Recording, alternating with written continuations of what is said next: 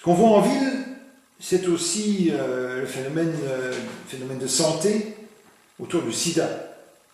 Le sida est encore très très développé au Cameroun et c'est quand même une cause de mortalité importante.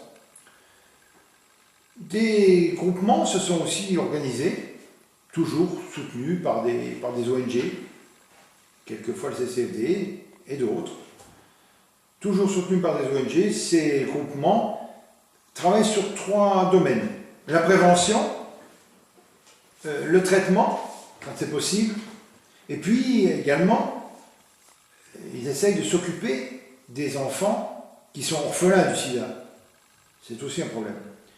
On a rencontré à Yaoundé des équipes très dynamiques et très performantes, composées d'hommes et de femmes, qui vont expliquer dans les endroits les plus reculés, dans les bidonvilles, ils vont expliquer ce qu'il faudrait faire pour que le sida ne se développe pas. Donc on parle de contraception, enfin on parle de toutes ces choses-là, de distribution de préservatifs, et avec même des explications sur la façon de s'en servir. Et ça c'est fait aussi bien par des hommes que par des femmes, de façon à ce que personne ne soit gêné. Et voilà à peu près ce qui se fait de bien aussi autour du sida, c'est qu'en plus, les enfants, les orphelins, sont pris en charge par cette association, pas tellement par l'association elle-même, mais l'association aide des grands-mères, qui sont souvent des veuves, à recueillir leurs petits-enfants. Et on les a vus travailler quelquefois pour élever 10 à 11 enfants. Alors si on parle des veuves qui s'occupent de leurs petits-enfants, il faut dire qu'elles ont reçu un accompagnement, une formation qui leur permet d'assurer la survie économique de leur petite famille. Et on leur a aussi fourni un logement. Voilà. Alors que pourrait-on dire d'autre maintenant? C'est que là, je n'ai parlé que des actions menées par les gens sur place, soutenues par le CCFD, et qui sont des actions de développement. Je voudrais maintenant simplement évoquer le fait qu'il ne suffit pas de faire en sorte que les choses aillent mieux sur place. Il faut aussi faire en sorte qu'on travaille sur les causes du développement de la pauvreté qui empêchent le développement et l'autonomie de ces gens. Et pour ça, là, le CCD travaille en lobbying, on va dire.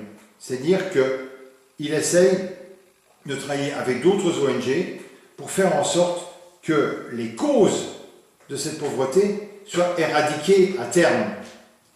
Il faut donc travailler de façon très tenace et très documentée vis-à-vis des organismes internationaux qui régissent un peu tout ça et qui font que le Cameroun, enfin une partie des gens du Cameroun ont du mal à vivre parce qu'ils sont dans un système qui leur impose des réglementations complètement inadaptées à ce type de pays.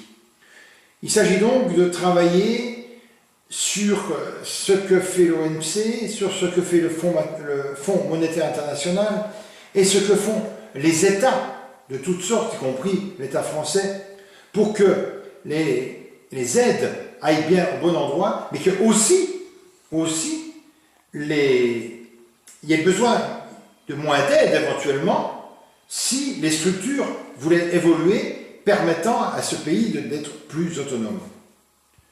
On peut aussi évoquer les problèmes de corruption. C'est toujours un peu scandaleux, vu de chez nous, bien qu'on n'ait pas de leçons à donner, mais cette corruption, elle est plutôt de type sommet de l'État, on va dire. Souvent, tout ce qui se passe en bas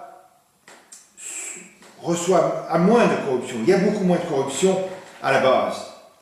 Il peut y en avoir, parce que de toute façon, ce qui se passe, c'est que les gens, les fonctionnaires et d'autres sont quelquefois très peu payés ou pas payés. Donc, ils font simplement une espèce de report de ce qui se passe au sommet et ils disent qu'ils doivent aussi avoir un peu de corruption. Alors, on peut le regretter, on peut le déplorer, mais ce qu'on peut dire, c'est que les gens qu'on a rencontrés sont plutôt des gens très courageux, qui ne tombent pas du tout, pas tellement, j'allais dire tellement, non, ne tombent pas du tout dans la corruption. Ils se battent pour que les choses s'améliorent. Ils sont courageux, ils sont souvent compétents, ils sont diplômés, ils sont décidés à ce que ça aille mieux. Donc, je pense qu'il y a de l'espoir et qu'il faut qu'on continue à rester en éveil et faire en sorte qu'on puisse aider tous ces gens-là à s'en sortir.